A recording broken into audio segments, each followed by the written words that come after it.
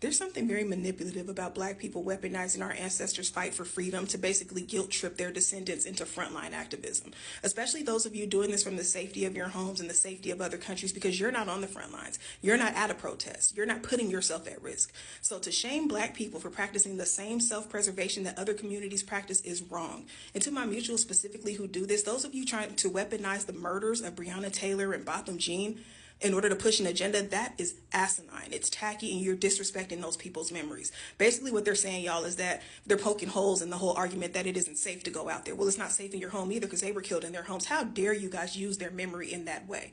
And if you really want to get into it, the cops who killed Breonna Taylor in her home are the same ones that are going to be on the front lines waiting for us. They're already out there destroying their own property, beating up their own cars. They're waiting for us to get there because you all are spewing this rhetoric about how we shouldn't be sitting back and we should be out there. They think we're coming. So they're already starting that nonsense that we haven't seen in any protest until now. And what's changed? You all. You guys caused destruction, and you think that you're doing something that's in line with our ancestors. Don't speak on my ancestors, because they didn't go into things blindly. They would literally practice abuse so that they could prepare to get out there. You guys don't have a plan that includes anything like that. They would literally sit there. They would have smoke blown in their faces. They would be heckled. They would be abused. They would be berated. And they did this so they could withstand whatever they were going to endure when they got to the front lines. You don't have anything that includes that type of preparation going on, so stop talking to us about our ancestors. You're acting out of emotion. You see something that is terrible. Yeah, something that we shouldn't normalize, something that shouldn't even be happening, and you want to just go out and react. Well, you go do that, but don't try to push everybody else to their early demise because you feel emotional about this. We knew that this was going to happen. We've had ample time to come up with a plan, but solidarity is an issue because a racial divide is an issue. And until we start talking about that, we can't talk about solidarity, because every community is plagued with anti-Blackness, plagued with racism, plagued with colorism. We can't get on the same page. We're not supposed to just emulate our ancestors, y'all, and just jump out there because they've always fought for everybody. We're supposed to learn from them too. Everything that they did, the actions that resulted in good outcomes, the actions that resulted in outcomes that we'd still like to change today, we're supposed to learn from all of it. We now have a history to look back on that they didn't have.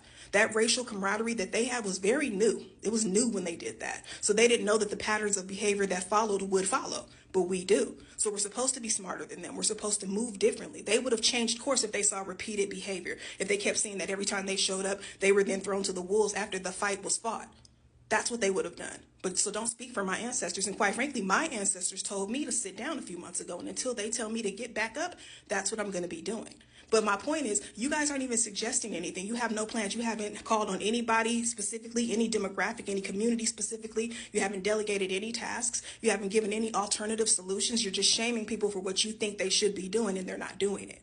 People can still support small businesses from the communities being targeted. They can share GoFundMe links. They can donate to GoFundMe links. They can spread information. They can make content. They can keep their ear to the ground and let people know what's going on. They can hide people in their homes. Like, it's really there. Would you guys have hidden Anne Frank, or would you have told on her? We're really at that point. There are other things people can do, but every community should have a role in this fight. Don't tell me this is about everybody. This is an everybody issue if everybody's not going to participate. Because the only community I see being called out is the Black community. And it's always like that.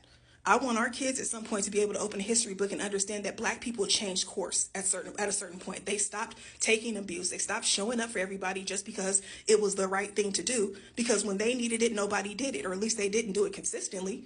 Because why haven't we seen the changes we should see if everybody is in solidarity and it's about everybody in oneness and all of us are together? Why haven't we seen those consistent changes then? Quite frankly, white people should be the face of this movement. They're the ones who are least likely to get harmed on the front lines. They may still get harmed, but they're least likely to get killed. They will target us directly. They'll try to spare them. So they should be in the forefront. White supremacy, racism, that is a white people issue. And white people, even though those of you who don't agree with this, it's still being done on your behalf. These are your people pulling these strings, and they're doing it because for whatever reason, they feel like your community needs advantages over everybody else to prosper in this country. So if you think that's wrong and you don't like the way people are being treated, you should be the loudest ones out there, because things change quickly when you guys demand it. That's what should be happening. The people who are being targeted, the people who are likely to be targeted, should not be on the front lines. You guys have no organization behind this because you don't actually give a fuck. You're acting out of emotion. And a lot of y'all are making content because you're getting numbers off of it. Because I see your comments. I see your content, especially my mutuals. I look at your comments and you guys like the validation you get from other communities who come in and give you accolades, because I see y'all liking and loving that shit. People are saying, oh yeah, see, at least somebody gets it. Well, it's not all of them. Some people understand y'all like that. And until you can rid yourselves of that need for validation from other people, you're of no benefit to the movement either. But when y'all start talking about plans, actual courses of action that you're going to take over a period of time, because this is a marathon, not a sprint, then you can talk to me. But until then, wrap this shit up.